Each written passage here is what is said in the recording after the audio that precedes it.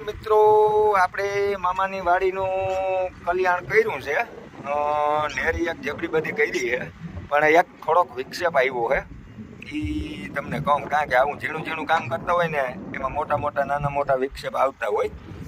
હવે આ નેરી એ વાં સુધી પુગાડી છે.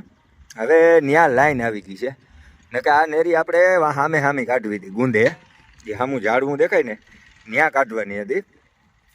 હવે આ નેરી અંદાજિત મારા અંદાજિત 120-30 ફૂટ જેવી નેરી થઈ છે.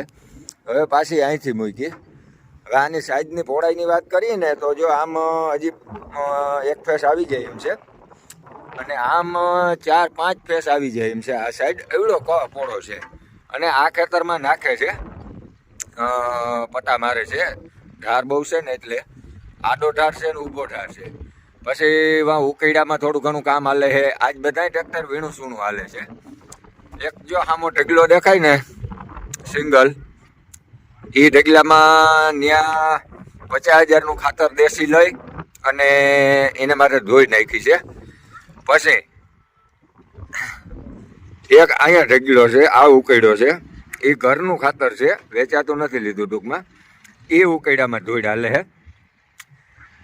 જ્યાં ભેહું બાંધી અને એનું ખાતર ઘરનું છે એ અહીંયા રાખ્યું છે, અને આ રાખ્યું છે. ત્યાં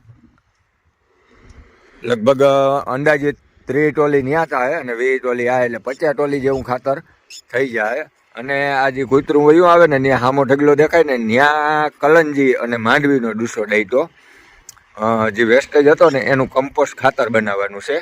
અને અહીંયા છે ને જો આ ટ્રેક્ટર ઠલવાય ત્યાં છે કલંજી અને ધાણાનો ભૂકો. એટલે બધું અહીં ઝીણું મોટું ભેગું કરી અને ખાતર કરવાનું, કારણ કે ખાતર વગર કંઈ ખાવાનું નથી. હવે અત્યારે માણસ છે ને જે રાસાયણિક ખાતરના અંતેનો ઉપયોગ કરતા ને એનાથી વર્તું નથી. માણસ વેસાતા લઈ લે અને ખાતર નાખે છે. હવે ધૂળનો પ્રશ્ન આવ્યો હોય. હવે આ બધામાં ધૂળનું ક્યાંય ભરવા બકેટ દેતા નથી. હવે આ ખેતરમાં આવી રીતે નેરી કરી અને ધોળ કાઢવાની, પછી આમાં બુરવાનું. એટલે ખેડૂતના ટૂંકમાં જે 30% જેવી બચત થતી 12 મહિને, એ હવે 15% પાછી આમાં વહી ગઈ.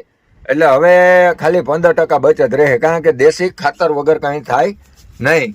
તો આમાં ખેડૂતને ટૂંકમાં બધા એમ કહેતા હોય ઘણા બધા પૈસા વધે. હવે આ વિડીયા હું તમને મૂકું ને, હવે આ ટ્રેક્ટરોના અને જેસીબીના આપણે અહીંયા ઓછામાં ઓછું 8 દિવસ આંકવાનું થાય. હવે એનું બિલને તમે ટાર્ગેટ મારી અને હું વધે તમે તમારી રીતે નક્કી કરી લેજો. ત્યાં સુધી મળીએ નેક્સ્ટ વિડીયો.